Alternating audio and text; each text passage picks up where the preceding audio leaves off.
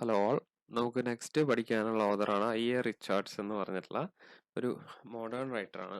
T.S. എലിയറ്റിന്റെ പോലെ തന്നെ ഇവരൊക്കെ പോസ്റ്റ് മോഡേൺ പീരീഡ് അല്ലെങ്കിൽ നമ്മൾ ഈ പഴയ കാലത്ത് റൊമാൻറ്റിക് വിക്ടോറിയ ഇതൊക്കെ കഴിഞ്ഞിട്ട് വന്നിട്ടുള്ള 1940 1930 അതിൻ്റെയൊക്കെ ശേഷം വന്നിട്ടുള്ള പീരീഡിലുള്ള റൈറ്റേഴ്സാണ് കേട്ടോ. I.A. Richards Ivor Armstrong Richard was born in Jersey and went to Cambridge University to study philosophy. Then he later joined Harvard.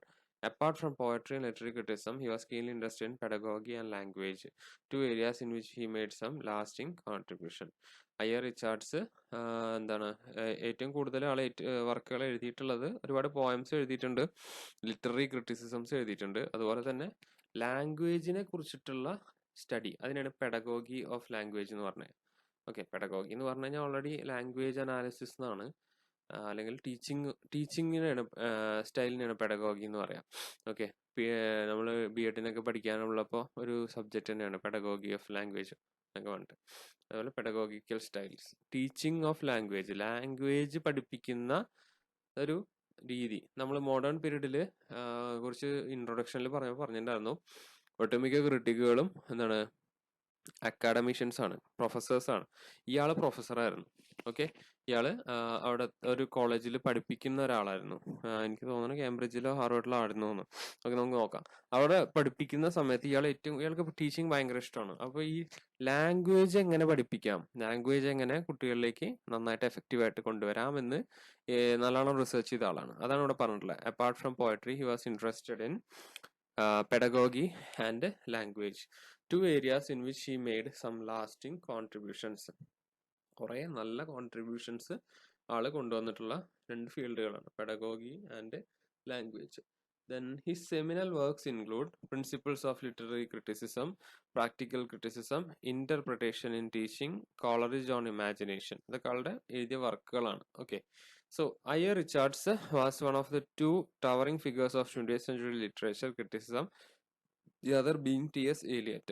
T.S. Eliot കഴിഞ്ഞു കഴിഞ്ഞാൽ എന്താണ് ലിറ്റററി ക്രിറ്റിസിസത്തിൽ ഏറ്റവും കൂടുതൽ ആളുകൾ വാല്യൂ ചെയ്തിരുന്ന ഒരു വ്യക്തിയാണ് I.A. റിച്ചാർഡ്സ് പറഞ്ഞിട്ടുള്ള. ഇയാൾ കൊണ്ടുവന്നത് എന്താണെന്ന് വെച്ചാൽ ലാംഗ്വേജിന്റെ പഠനത്തെ ക്രിറ്റിസിസത്തിൽ എങ്ങനെ ഉപയോഗിക്കാമെന്ന് കാണിച്ചു തന്നു.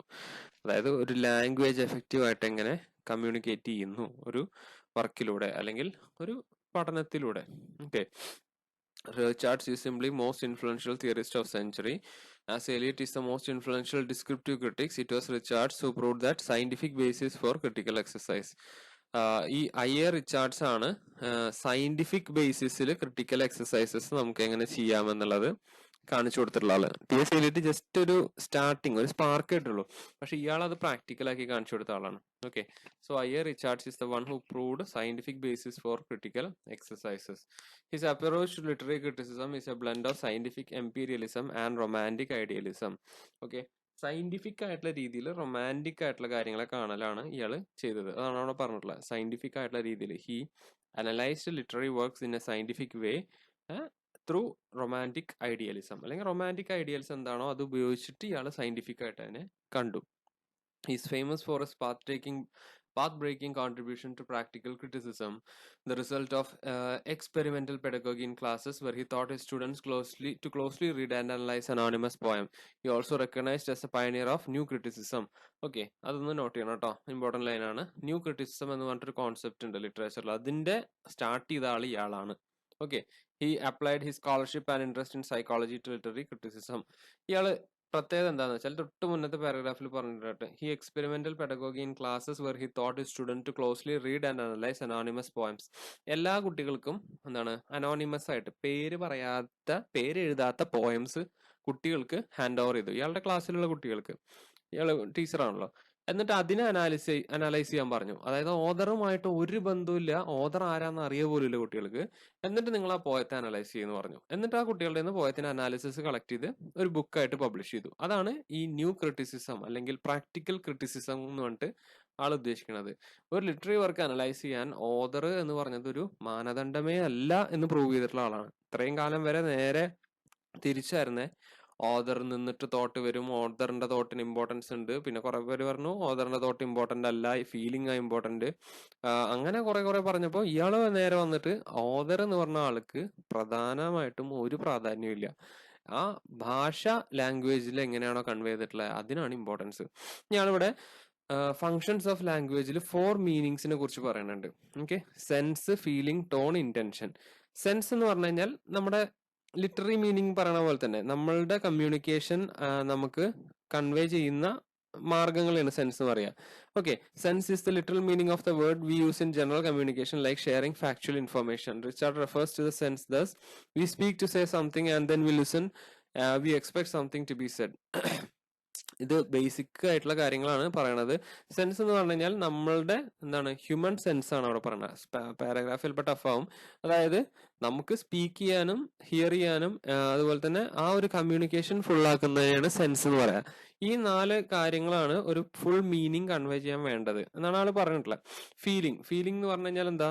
The attitude of writer or speaker what is written. നമ്മളുടെ നമ്മളിപ്പോ ഒരു പോയ എടുക്കുകയാണെങ്കിൽ അതിലുള്ള ഫീലിംഗ് എന്താണ്.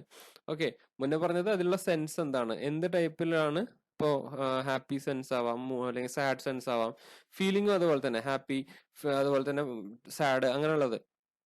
He or she adds color to flavor according to her interest in judgment, prejudices or attitude by means of use of language.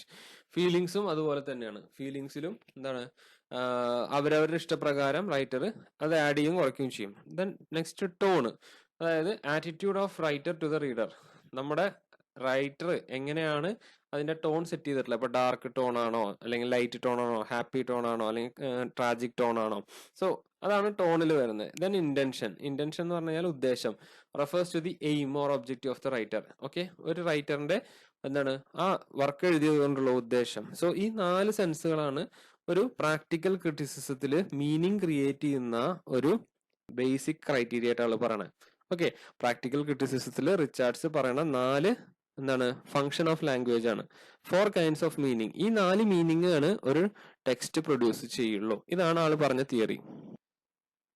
So, in short, the 4 meanings of word Richard talking about are what the writer states, his or her attitude to that, his or her attitude to reader's tone, and his or her purpose of writing. Okay, ഇതാണ് എന്താണ് ആളുടെ തിയറിയിൽ പറഞ്ഞിട്ടുള്ള പ്രധാനമായിട്ടുള്ള കാര്യം. ഈ 4 കാര്യങ്ങളാണ് ശരിക്കും ഒരു വർക്കിന്റെ മീനിങ് ഡിഫൈൻ ചെയ്യണത്. ഇതറിയാൻ ഒരിക്കലും ഓതർ ആരാന്ന് അറിയേണ്ട കാര്യമില്ല. ഏതൊരു വർക്കിലും ഈ 4 കാര്യങ്ങളായിരിക്കും പ്രധാനമായിട്ടും ഉണ്ടാവുക. ഇതാണ് ആളുടെ theory. Okay, then scientific and emotive use of language. Scientific ആയിട്ടുള്ള രീതിയിൽ ലാംഗ്വേജിനെ ഉപയോഗിക്കലാണ് നമ്മുടെ ആശയം ചെയ്തിട്ടുള്ളത്. സോ അതെന്തൊക്കെയാണ്, അതുപോലെ ഇമോട്ടീവ് യൂസ് ഓഫ് ലാംഗ്വേജ് എന്താണ്.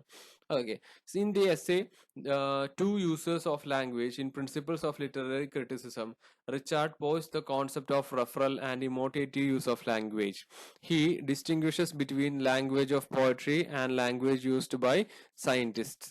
ആള് പ്രധാനമായിട്ടും പ്രിൻസിപ്പിൾസ് ഓഫ് ലിറ്റററി ക്രിറ്റിസിസം എന്ന് പറഞ്ഞിട്ടുള്ള എസ്സേയില് 2 യൂസ് ഓഫ് ലാംഗ്വേജ് എന്ന സെക്ഷനിലാണ് അതിനെ പറ്റി പറയണത്. അതായത് സയന്റിഫിക് ആയിട്ട് യൂസ് ചെയ്യുന്ന ലാംഗ്വേജും അതുപോലെ പോയട്രി യൂസ് ചെയ്യുന്ന ലാംഗ്വേജും തമ്മിലുള്ള ഡിഫറൻസിനെ കുറിച്ചിട്ട്. ഓക്കെ, അതുപോലെ തന്നെ രണ്ടിനും ഡിസ്റ്റിങ്ഷനെ കുറിച്ചിട്ട് അവിടെ പറയുന്നുണ്ട്. Language when used in science relies on external reference that cannot be manipulated by receiving the mind.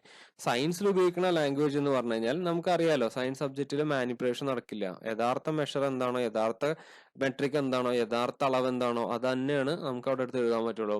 പക്ഷെ എന്താണ്, നേരെ ഓപ്പോസിറ്റ് ആണ് ഒരു ലിറ്ററൽ ലാംഗ്വേജ് എന്ന് പറഞ്ഞു കഴിഞ്ഞാൽ. അല്ലെ, നമുക്ക് എങ്ങനെ വേണമെങ്കിലും ഇന്റർപ്രിറ്റ് ചെയ്യാം, എങ്ങനെ വേണേലും അതിനെ അനലൈസ് ചെയ്യാം. അപ്പൊ ഞാൻ തന്നെ പറഞ്ഞില്ലേ, ഞാനൊരു ക്ലാസ്സിൽ ഒരു വസ്തുവിനെ, ഒരു പൂവിനെ കുറിച്ച് ഒരു പോയ എഴുതാൻ പറഞ്ഞാൽ നിങ്ങൾ എല്ലാവരും എല്ലാ രീതിക്കും എഴുതും. പക്ഷെ ഞാൻ എല്ലാവരോടും പൂവിന്റെ ഉള്ളിലുള്ള എന്താ പറയാ ആറ്റമിക് സ്ട്രക്ചറിനെ കുറിച്ച് എഴുതാൻ പറഞ്ഞാൽ എല്ലാവരും ഒരേപോലെ എഴുതുള്ളൂ. അല്ലെ, സോ അതാണ് സയന്റിഫിക് ലാംഗ്വേജും മറ്റേ ലിറ്ററൽ ലാംഗ്വേജും തമ്മിലുള്ള difference. The external reality thus express cannot be altered. അതായത് പുറത്തുള്ള റിയാലിറ്റി എക്സ്പ്രസ് ചെയ്തത് ആൾട്ടർ ചെയ്യാൻ പറ്റില്ല. അതായത് നമ്മൾ പറയില്ല, ആൾട്ടറേഷൻ നടക്കില്ല സയന്റിഫിക് ലാംഗ്വേജിൽ. The literal and cognitive language reveals not much room for innovation or imagination. But in the case of emotive use of language, words evoke emotions or attitude. Okay, literal ആയിട്ടുള്ള ലാംഗ്വേജിൽ ഈ പരിപാടികൾ innovation, imagination, അതായത് science ലാംഗ്വേജിൽ അതൊന്നും നടക്കില്ല. പക്ഷെ emotive language, അതായത് ഇമോഷൻ ഉള്ള ലാംഗ്വേജ്, അതാണ് ഉദ്ദേശിക്കുന്നത് ഇമോട്ടീവ് ലാംഗ്വേജ്. ഇതിലാണ് words evoke emotion and attitude. വാക്കുകൾ ഇമോഷൻസ് ഉണ്ടാക്കും, അത് ഇമോട്ടീവ് ലാംഗ്വേജിലാണ്. Okay, science aims at precision and so rules out all possible it is except the logical one. സയൻസിൽ പ്രിസിഷൻ ആണ് ഇമ്പോർട്ടന്റ്. അതുകൊണ്ട് തന്നെ ലോജിക്കൽ ആയിട്ടുള്ള പ്രിസൈസ് ആയിട്ടുള്ള ആൻസേഴ്സ് ആണ് അവിടെ ഉപയോഗിക്കുള്ളൂ. But that's not the case in poetry. പോയട്രിയുടെ കേസ് അങ്ങനെയല്ല. ഇമോട്ടീവ് ലാംഗ്വേജിൽ എന്താണ്, അൺലിമിറ്റഡ് ഫ്രീഡം ഉണ്ട്. എന്ത് വേണേലും ചൂസ് ചെയ്യാം, എന്ത് വേണേലും എഴുതാം, എങ്ങനെ വേണേലും ഓൾട്ടർ ചെയ്യാം. ഇപ്പൊ നിങ്ങൾക്ക് തന്നെ ഒരാളെ കുറിച്ചിട്ട് കരയണതായിട്ട് എഴുതാം, മറ്റൊരാൾക്ക് അതേ സെയിം ആളെ കുറിച്ചിട്ട് അയാൾക്ക് അറിയല്ല, അയാൾ കോമഡി ആയിട്ട് അഭിനയിക്കുകയാണെന്ന് എഴുതാം. കണ്ടോ, ഒരു ലിമിറ്റ് ഇല്ല. സയൻസിൽ ഭയങ്കര പ്രിസിഷൻ ആവശ്യമാണ്. ഓക്കെ, ഇതാണ് ഈ സയന്റിഫിക് ആൻഡ് ഇമോട്ടീവ് ലാംഗ്വേജിനെ കുറിച്ചിട്ട് റിച്ചാർഡ്സ് പറഞ്ഞിട്ടുള്ളത്. ഇനി the value of poetry and communication. പോയട്രിയുടെ വാല്യൂവിന് കമ്മ്യൂണിക്കേഷൻ എത്രത്തോളം ഇമ്പോർട്ടന്റ് ആണ് എന്നാണ് ഈ ടോപ്പിക്കിൽ പറയുന്നത്. Okay, Richards attached great value to art or poetry and explains in terms of psychology. Psychology വെച്ചിട്ടാണ് ആളത് കണക്ട് ചെയ്ത് പറയുന്നത്. Human mind to him is an arena where divergent conflicting insight and desires pull it into different directions, causing mental tension. Richard calls these instincts as impulses. Okay, human മൈൻഡിലാണ് എന്താണ് ഈ കോൺഫ്ലിക്റ്റുകളും ഇൻസ്റ്റിങ്റ്റുകളും ഡിസയറും അതുപോലെ തന്നെ different mental tensions എല്ലാം cos ചെയ്യുന്ന arena എന്നാണ് വിളിക്കുന്നത്. Arena എന്ന് പറഞ്ഞു കഴിഞ്ഞാൽ ശരിക്കും നമ്മൾ ഈ ഗെയിം ഒക്കെ നടക്കുന്ന സ്ഥലത്തിനാണ് അറീന എന്ന് പറയാം. അപ്പോൾ ഒരു ഗെയിം നടക്കുന്ന സ്റ്റേഡിയം പോലെയാണ് മനുഷ്യന്റെ മൈൻഡ്. അവിടെ അങ്ങനെ പല പല കാര്യങ്ങളും, കോൺഫ്ലിക്റ്റ്, ടെൻഷൻ, ഡിസയർ, അത് ഇതൊക്കെ നടക്കും. റിച്ചാർഡ് ഈ ഇത്തരം സംഭവങ്ങളെ കോൾസ് ദീസ് ഇൻസ്റ്റിങ്ക്ട് ഇമ്പൾസസ്, അതായത് ഈ അറീനയിൽ നടക്കുന്ന, നമ്മൾ പറഞ്ഞില്ലേ, ടെൻഷൻ, ഹാപ്പിനെസ്, അതുപോലെ തന്നെ ഡിസയർ, അതിനെ വിളിക്കുന്ന പേരാണ് ഇമ്പൾസ് എന്ന്. ഓക്കെ, അതായത് നമ്മുടെ മൈൻഡിൽ നടക്കുന്ന ഇമോഷൻസിനെ വിളിക്കുന്ന പേര് impulse. These impulses or appetencies are to be satisfied or to be attained for the mind to achieve equilibrium and to get rid of tension which is not possible ordinary. So ഈ ഇമ്പൾസസ് ഇങ്ങനെ ഏത് സമയവും നമ്മൾ പറഞ്ഞില്ലേ, നമ്മളിങ്ങനെ വെകിലെടുത്തുകൊണ്ടിരിക്കും, അതായത് നമ്മുടെ ഇമോഷൻസ്. ഇതിനെ സാറ്റിസ്ഫൈ ചെയ്യണമെങ്കിൽ നമ്മൾ ഒരു ഇക്വിലിബ്രിയത്തിലേക്ക് എത്തണം, അല്ലെങ്കിൽ എന്താണ്, നമുക്ക് അതിന് സമാധാനം കണ്ടുപിടിച്ചേ പറ്റുള്ളൂ. ഇപ്പൊ ചില ആളുകൾ പറയാറുണ്ട് വീട്ടിലിരുന്ന് കഴിഞ്ഞാൽ ഭയങ്കര ടെൻഷൻ വരും, പക്ഷെ അതിന് സമാധാനമായിട്ട് ചിലപ്പോൾ ആളുകൾ പുറത്തു പോയിട്ട് ഫുഡ് കഴിക്കും, അല്ലെങ്കിൽ ഫ്രണ്ട്സിന്റെ കൂടെ ഇരിക്കും, രാത്രി ആയാലും ഉറങ്ങാൻ മാത്രമേ വീട്ടിലേക്ക് വരുള്ളൂ. കണ്ടോ, അപ്പൊ എല്ലാത്തിനും നമ്മുടെ തലയുടെ ഉള്ളിൽ നടക്കുന്ന സംഭവങ്ങൾക്ക്, നമ്മുടെ തലയുടെ ഉള്ളിൽ ഉണ്ടാവുന്ന ഫീലിങ്സിന് നമ്മളൊരു ഇക്വലിബ്രിയം കണ്ടുപിടിക്കണം, അതിന് സാറ്റിസ്ഫാക്ഷൻ കൊടുക്കാനായിട്ട്. ഓക്കെ, ഇതാണ് പോയട്രിയുടെ വാല്യൂ എന്നാണ് റിച്ചാർഡ്സ് പറഞ്ഞിട്ടുള്ളത്. അതായത് മനുഷ്യൻ ഒരു ആർട്ട് വർക്ക്, ഇപ്പൊ നിങ്ങൾ കേട്ടിട്ടില്ല, പണ്ട് കാലത്ത് പോയട്രിയാണ്, ഇന്ന് സിനിമ ആണ്. ഓക്കെ, ചില ആളുകൾ സിനിമ എപ്പോഴും കണ്ടുകൊണ്ടിരിക്കും, അവരിങ്ങനെ സിനിമ കാണുമ്പോൾ ഒരു വേറെ ലോകത്ത് പോയ പോലെ അവരുടെ മൈൻഡിലുള്ള ആ ടെൻഷൻ റിലീസ് ചെയ്യുന്നതാണ് ആ സിനിമ കാണുന്നത്. പണ്ട് കാലത്തെ ആളുകൾ മൈൻഡിൽ ടെൻഷൻ വരുമ്പോൾ വായിക്കും, കാരണം സിനിമ ഇല്ലല്ലോ. ഓക്കെ, സോ ഇതാണ് പോയട്രിയുടെ value. Okay, the value of poetry or art, Richards might meant, is that enable the reader to achieve this equilibrium or poise of mind more completely than any other means. പോയട്രിയുടെ എന്താണ് value എന്ന് പറഞ്ഞു കഴിഞ്ഞാൽ ഈ സംഭവമാണ്, നമ്മളുടെ മൈൻഡിലുള്ള ഈ ഒരു impulsive ആയിട്ടുള്ള ഒരു മൈൻഡിനെ അതിന്റെ ഇക്വിലിബ്രിയം, അതായത് അതിനെ സമാധാനമാക്കുന്ന, ഇക്വിലിബ്രിയം എന്ന് പറഞ്ഞാൽ തുല്യമായിട്ടുള്ള അളവിലുള്ളതെന്നാണ്. ഓക്കെ, സോ ഇക്വിലിബ്രിയം ലെവലിലേക്ക് എത്തിക്കാൻ സഹായിക്കുന്നതാണ് പോയട്രി. ഓക്കെ, മൈൻഡിനെ കോംപ്ലക്സ് ആക്കാതെ മൈൻഡിനെ കാമാക്കി തരുന്ന ഒരു ഇക്വിലിബ്രിയത്തിലേക്ക് എത്തിക്കുന്ന ഒരു ടൂളാണ് പോയട്രി. എന്നിട്ട് കമ്മ്യൂണിക്കേഷനെ കുറിച്ച് പറയുന്നുണ്ട്. Communication is important tenet of literary criticism. The artist communicate something to the reader or public either consciously or unconsciously. ഒരു ലിറ്റററി വർക്ക് ക്രിയേറ്റ് ചെയ്യുന്ന ഒരാൾ എന്ന നിലയിൽ കമ്മ്യൂണിക്കേഷൻ വളരെ ഇമ്പോർട്ടന്റ് ആണ്, അല്ലെ? നമ്മൾ ലിറ്റററി വർക്ക് എഴുതുന്നതേ ഒരു മെസ്സേജ് മറ്റൊരാൾക്ക് കമ്മ്യൂണിക്കേറ്റ് ചെയ്യാനാണ്. അപ്പൊ കമ്മ്യൂണിക്കേഷൻ എന്ന് പറഞ്ഞ ടോപ്പിക് വളരെ ഇമ്പോർട്ടന്റ് ആണ് according to Richards. Okay, thus communication is not something that happens after creation but a potential determining factor in creative process. ഒരു ക്രിയേറ്റീവ് പ്രോസസ്സ് കഴിഞ്ഞതിന് ശേഷം ഉണ്ടാവുന്നതല്ല കമ്മ്യൂണിക്കേഷൻ. എഴുത്തുകാരൻ എപ്പോൾ എഴുതാൻ തുടങ്ങണോ അപ്പൊ മുതൽ ആ കമ്മ്യൂണിക്കേഷൻ സ്റ്റാർട്ട് ചെയ്യും. Okay, artist tend to view communication as something exterior and unimportant compared to creative endeavour. But Richard says that the urge to communicate is inherent in the mind of artist. This is the very fact that artists choose to create is the evidence of his unconscious urge. The innate urge to communicate is there as an unconscious driving force of creation. അതായത് ആള് പറയാണ് നമ്മളൊരു work create ചെയ്തതിന് ശേഷം ആ work ഉണ്ടാക്കുന്ന സാധനമല്ല communication. എപ്പോഴാണോ ഒരു എഴുത്തുകാരൻ എഴുതാൻ വേണ്ടി തീരുമാനിക്കുന്നത് അന്ന് മുതൽ, ആ സമയം മുതൽ അവൻ കമ്മ്യൂണിക്കേഷൻ സ്റ്റാർട്ട് ചെയ്യാണ്. എന്നിട്ട് ആള് പറയാണ് എല്ലാ റൈറ്റേഴ്സിന്റെ ഉള്ളിലും ഈ ഒരു ഏർജ് ഉണ്ട്, ഒരു തീവ്രമായ ആഗ്രഹമുണ്ട്. അതായത് എന്താണ്, ഈ സംഭവം ആളുകൾ അറിയണം, ഈ കോൺസെപ്റ്റ് എന്റെ കഥയിലെ കഥാപാത്രങ്ങളുടെ ലൈഫിനെ കുറിച്ച് അല്ലെങ്കിൽ ഞാൻ അനുഭവിച്ച കാര്യങ്ങളെ കുറിച്ചിട്ട് കുറച്ച് ആളുകൾ അറിയണം. ഈ അർജാണ് റൈറ്റേഴ്സിന്റെ പവർ. ഈ അർജ് ഉള്ളതുകൊണ്ടാണ് ആളുകൾ എഴുതുന്നത്, സിനിമ ഉണ്ടാക്കുന്നത്, അല്ലെങ്കിൽ സിനിമയിലെ ആളുകൾ എഴുതുന്നത്. നമ്മൾ പറയും ഇവർക്കൊക്കെ വല്ല പ്രാന്തമുണ്ടോ ഈ സിനിമയ്ക്ക് വേണ്ടി സ്ക്രിപ്റ്റ് എഴുതാൻ തോന്നും. പക്ഷെ അത് അവരുള്ളൊരു ഏർജാണ്. നമ്മൾ പറഞ്ഞത് നമ്മളുള്ള അത് ചെയ്തില്ലെങ്കിൽ ഉറക്കം വരില്ല. അങ്ങനെയുള്ള ഏർജ് ആണ് റൈറ്റേഴ്സിനെ കൊണ്ട് എന്താണ് ഇത് ചെയ്യിപ്പിക്കുന്നത്. സോ ഇതാണ് കമ്മ്യൂണിക്കേഷൻ അല്ലെങ്കിൽ importance of communication in literary creation എന്ന് പറഞ്ഞിട്ട് ആള് പറഞ്ഞിട്ടില്ല. സോ ലാസ്റ്റ് പറയുന്നത് the innate urge to communicate is there an unconscious driving force of creation.